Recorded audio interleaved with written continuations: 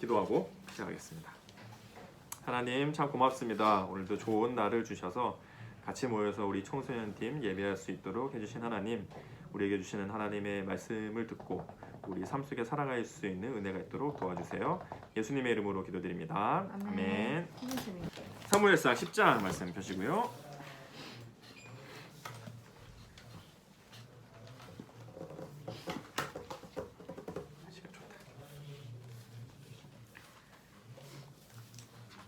사무엘상 10장 오늘 뭔가 분위기가 조용하네요. 지금 형제의 난이 나서 싸워. 뭐 싸우고 또 싸우면서 크는 거죠. 그러면서 잘 지내고 또 그런 거지. 담이 다해도 어떻게 보면 정말 천사같이 놀다가도 어떻게 보면 진짜 원수같이 싸워. 막 싸울 때 이렇게 싸울 것 같아. 뭔가 얘네들이 막 이렇게. 얘가 동생을 이렇게 때려도 되나 싶을 정도로 때려. 빡! 이다희 맞잖아? 아무렇지도 않아.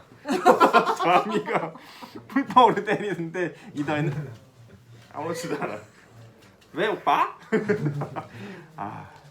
이게 그래서 이 헤비급과 라이트급이 이게 그래서 체급을 나누는 거예요. 복싱이나 격투기 할 때 라이트급과 헤비급이 다른 거죠. 질문을 하나 하겠습니다. 조선의 첫 번째 왕이 누굴까요? 이성계. 다 아는구나. 예천이 알았어? 다 이 정도는 다 아는구나. 태종태세 문단세 예성영중 임명선 광인효인 숙경이 정수원 최고수. 고려로 패줘야 왕건. 맞아. 다 아는구나. 역사 같은 거 진짜 잘 몰랐거든. 이성계가 처음 조선의 왕이 될 때 상황은 이제 고려의 말이었겠죠. 고려 말 유왕이었나? 우왕이었나? 이제 그 명나라. 아무도 몰라. 고려 왕 몰라? 나도 잘 몰라. 유왕인가 어제 찾아보고 간신히 봤던 거. 그럼 조선 아니야? 순종. 아니. 그건 조선. 고려. 조선 전에. 조선 이제 시작되는 그 타임. 고려 말에 가서 고려 말도 순종일 수도 있어. 순종은 아니었어. 우왕인가 유왕인가 그랬어. 하긴 그 고려는 먼 나라 간 그래. 소식이. 모르는 건 얘기하지 말자. 아무튼 중국의 명나라가 조선을 쳐들어오죠.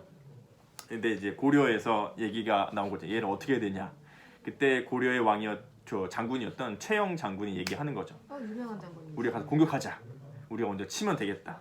근데 그 왕이 최영 장군이 이제 군대를 끌고 나가려고 하니까 말리는 거예요. 당신은 가지 마라. 내 옆에 좀 있어달라.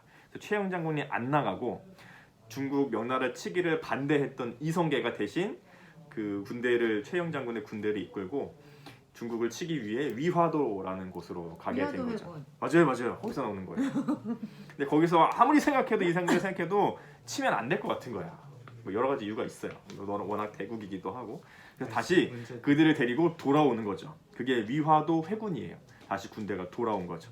그리고 와서 어디를 치냐면 고려의 나라를 치고 자기가 이제 왕이 되는 거죠. 정도전과 함께. 그게 뭐의 시작이냐면 조선의 시작이었던 거였어요. 그래서 첫 번째 왕이 태조 이성계가 왕이 되면서 조선의 역사가 이제 시작되는 거잖아요. 근데도 그런 일들은 있어요.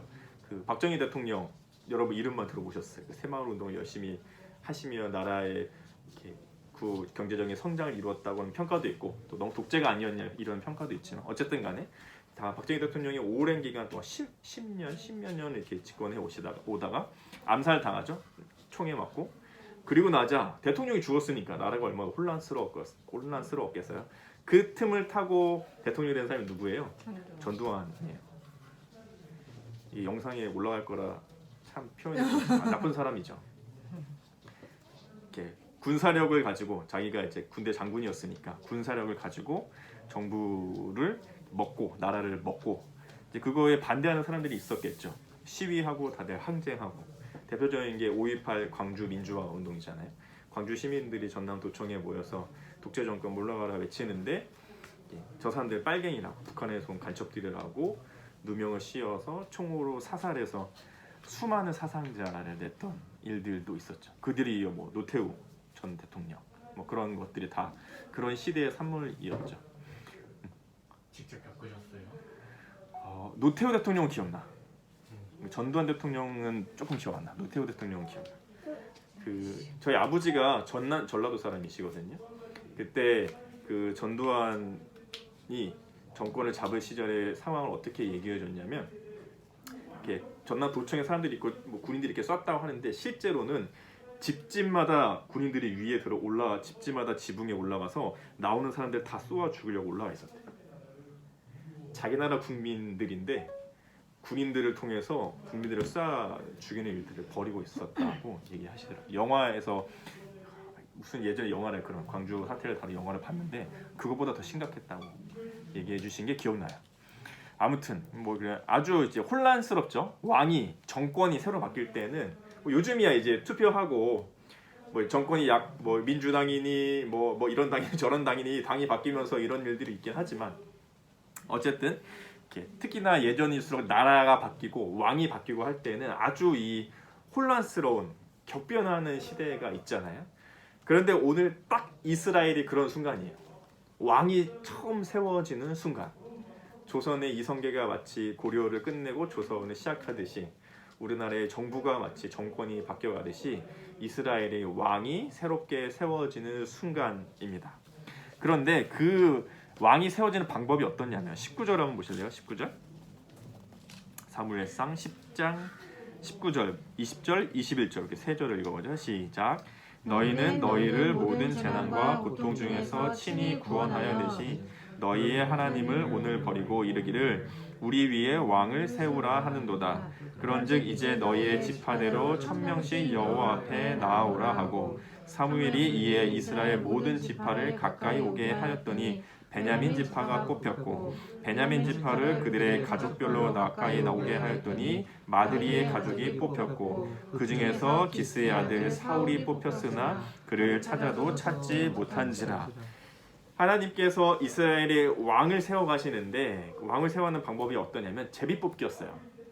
그 전까지 선지자였던 사무엘이 이스라엘 모든 지파들 12개 지파들의 1000명씩 12,000명이 되겠죠. 그 사람들 중에 제비뽑기를 하기 시작하는 거예요. 방식은 뭐 여러 가지 너무 옛날이니까 여러 가지 방식이 얘기되지만 뭐 검은 돌이 흑돌이지 검은 돌 흰 돌을 놓고 뭐 뽑기를 했을 것이다. 뭐 아니면 이렇게 신적인 계시를 받을 수 있는 방법을 썼을 것이다. 뭐 우리처럼 뭐 막대기 이게 제비뽑기는 아니었을 것 같고, 근데 그 당시 했던 제비뽑기 방식으로 뽑기 시작하는데 12개 지파의 1000명씩 모인 중에 한 지파를 뽑았죠. 그게 누구였냐면 베냐민이라는 지파였어요. 막내 거의 마지막 지파였거든요. 베냐민 지파가 뽑혔고 그 베냐민 지파들 중에 또 가족들 중에 뽑기를 했더니 마들이라는 사람의 가족이 뽑혔고 그 가족들 중에 한 명을 뽑았더니 그게 누구였냐면 사울이라는 사람이었죠. 하나님께서 그 방법을 통해 이스라엘의 왕을 세워가기 시작해요.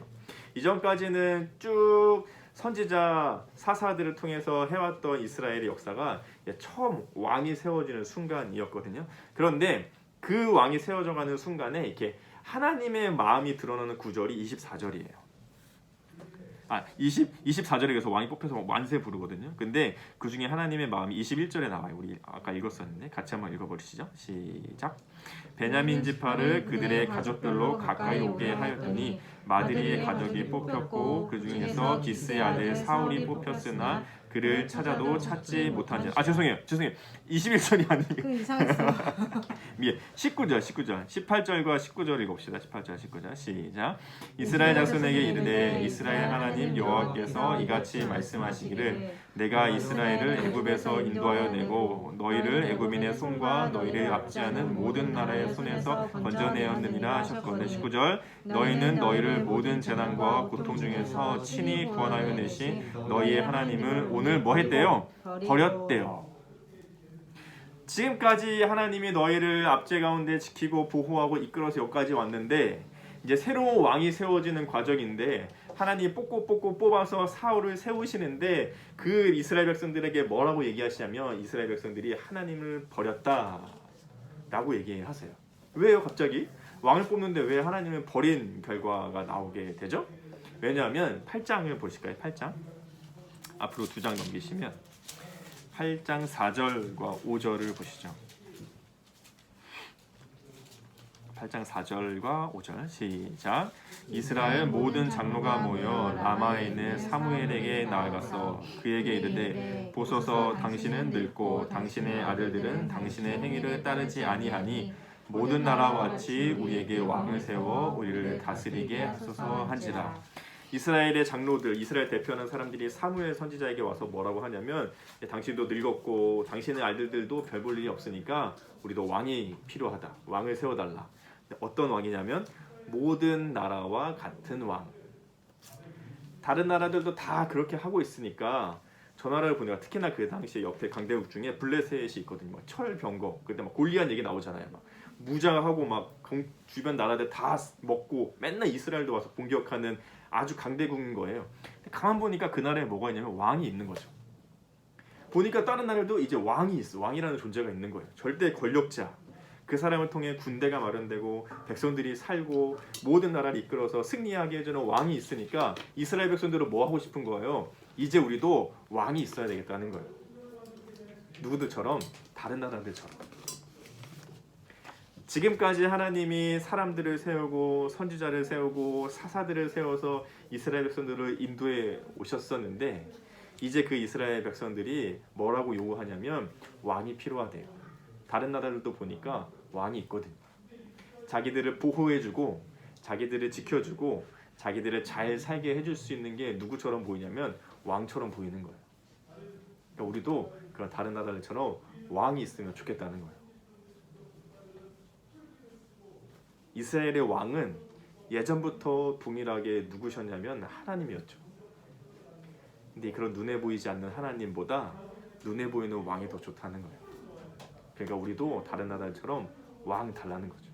하나님 그 상황을 보고 저들이 나를 버린 거라고 얘기하세요. 뒤에 보실래요? 7절 8장 7절 시작. 여호와께서 사무엘에게 이르시되 백성이 내게 한 말을 다 들으라. 이는 그들이 너를 버림이 아니고 나를 버려 자기들의 왕이 되지 못하게 함이니라. 저들이 하나님이 나를 버렸다. 그리고 자기 눈에 보기에 좋은 왕을 달라고 하는구나 라고 말씀하시는 거죠. 왜 왕이 필요했을까? 그 요즘에 유튜브에도 그 기독교 콘텐츠나 방송이 많이 올라오잖아요. 중에 한 방송 중에 그 신앙의 고민들에 대해 목사님들이 답을 해주는 그 채널이 있어서 그 중에 한 동영상 중에 제목이 그거였어요. 주식 해도 되나요? 크리스찬들이 주식을 해도 되나요? 이런 거였어요. 제가 얼마 전에 주식 얘기했었잖아요. 주식을 해야 되나 말아야 되나. 물론 할 돈은 없지만 하지도 않을 거긴 하지만 궁금해서 클릭해서 봤어요. 정답이 뭐였을까요? 주식 해도 될까요? 안 될까요? 된다. 된다. 아, 다 된다구나. 안 된다는 사람은 없냐? 왜 안 돼? 아, 왜 안 되냐? 아, 그렇구나. 그렇지. 왜 안 되는 이유는 없지. 나 왜 주식이 안 된다고 생각했을까? 안 된다는 건 아니지만 왜 클릭해 봤을까? 아무튼 다 망해 먹어서. 어차피 망할 그걸 거야. 투자를 목적으로 하다 보니 그런 거죠.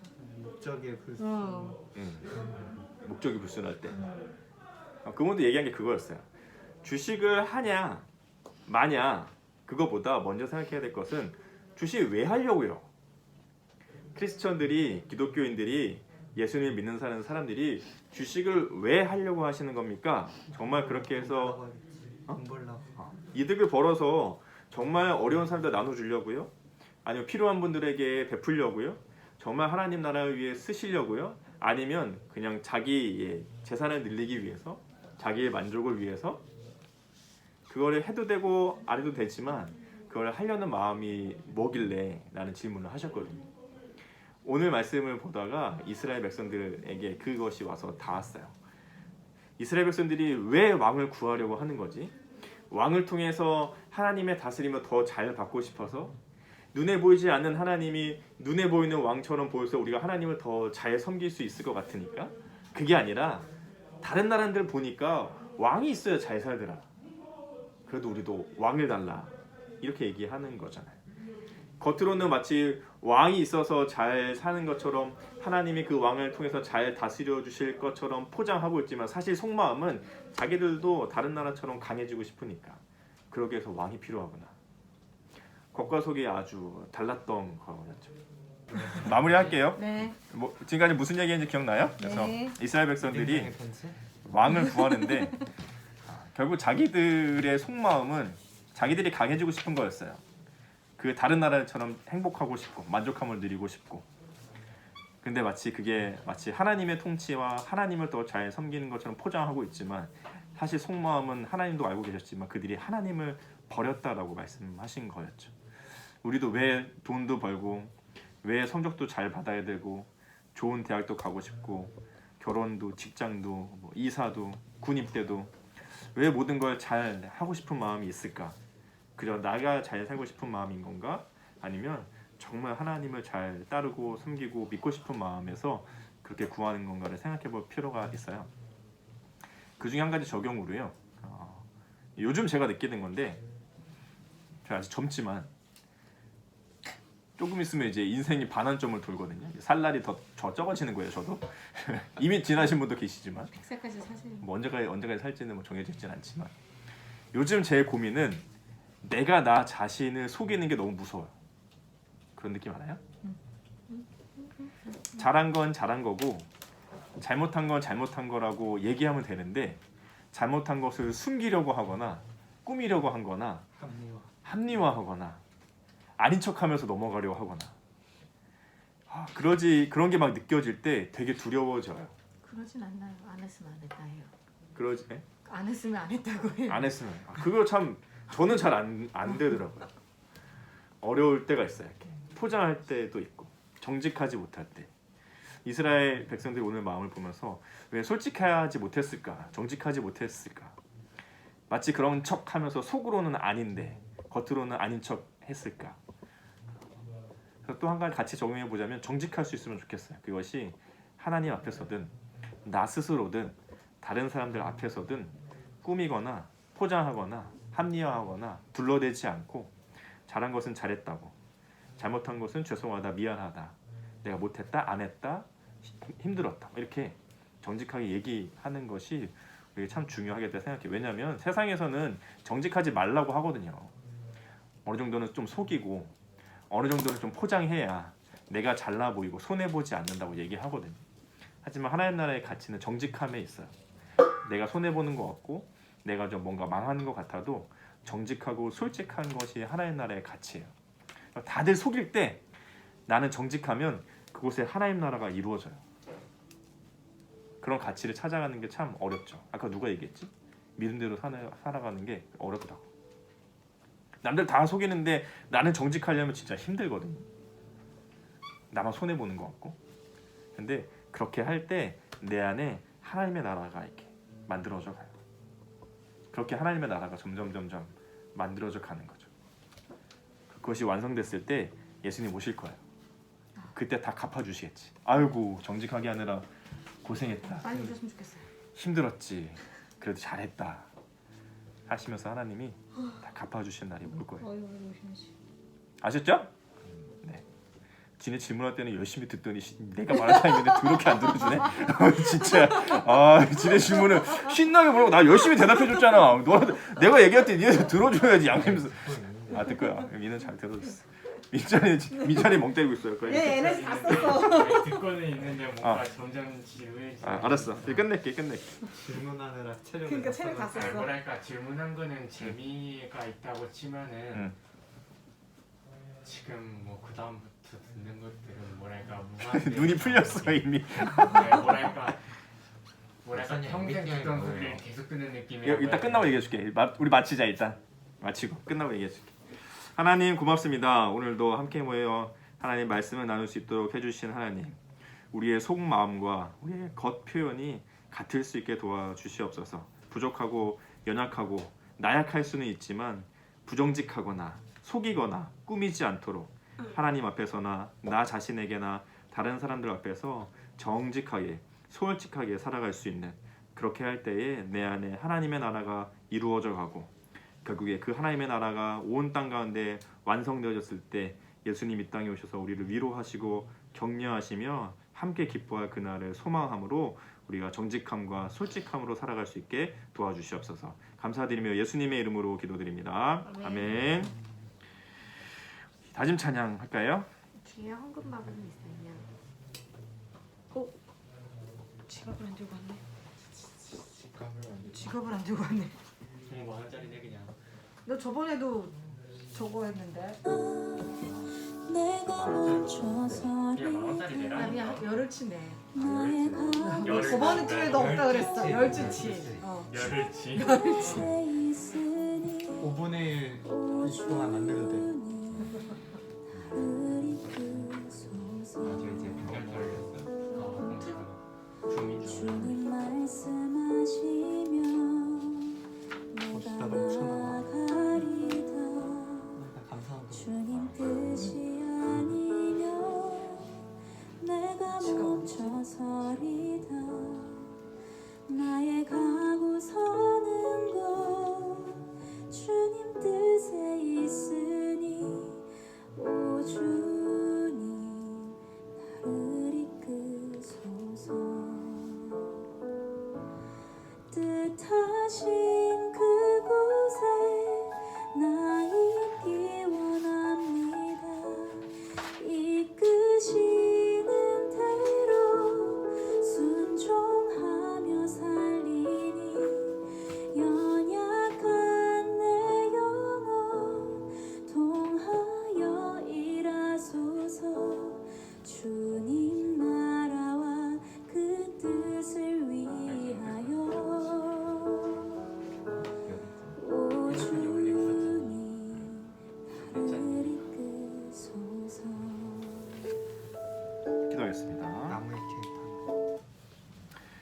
하나님, 오늘도 하나님께 나오며 드려질 귀한 예물들을 들고 왔습니다. 이것이 쓰이는 곳들마다 하나님의 영광을 위해 예수님의 십자가의 복음이 전해지는 일들에 귀하게 사용되도록 주님 축복해 주시옵소서. 우리의 마음과 정성을 다해 드리니 기쁘게 받아주시고 우리의 믿음이 더욱더 자라가도록 주님 인도해 주시옵소서.